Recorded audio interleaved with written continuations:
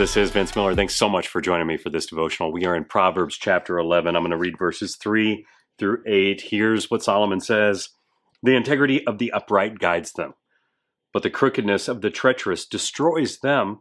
Riches do not profit in the day of wrath, but righteousness delivers from death.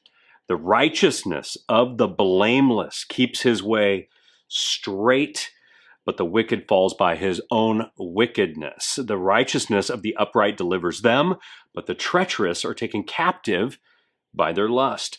When the wicked dies, his hope will perish, and the expectation of wealth perishes too. The righteous is delivered from trouble, and the wicked walks into it instead. Now, Solomon is trying to convince us here that there is immense value in righteousness. But the value is not just in acting righteous, it's being identified as a righteous man. So if our identity is righteous, we should behave righteously and thus receive the benefits of its identity and its actions.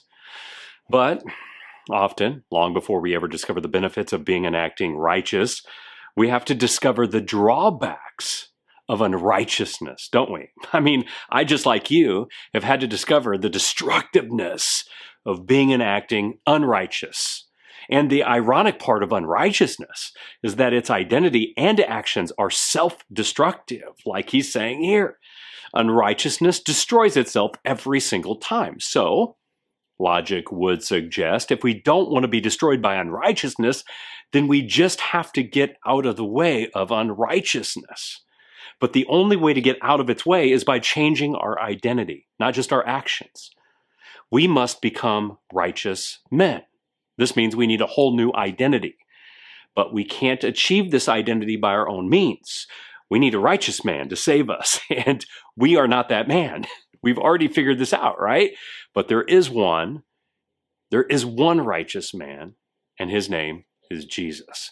In fact, in the New Testament, an author, his name is Paul, said this in 2 Corinthians 5:21. He said, "For our sake, he made him," that's Jesus, "to be sin, who knew no sin, so that in him we might become the righteousness of God."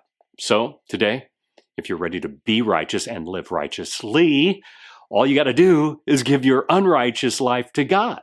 Believe that Jesus' life, death, and resurrection are the sacrifice for your unrighteousness, and by faith receive the new identity that he freely gives to you and become the righteousness of God. And then do this. Go live it out. Not your righteousness, but his righteousness for all to see. I love you guys. Thanks for joining me today. Give this a like, hit subscribe, leave a comment for me below. And with that, I'll see you right back here again tomorrow.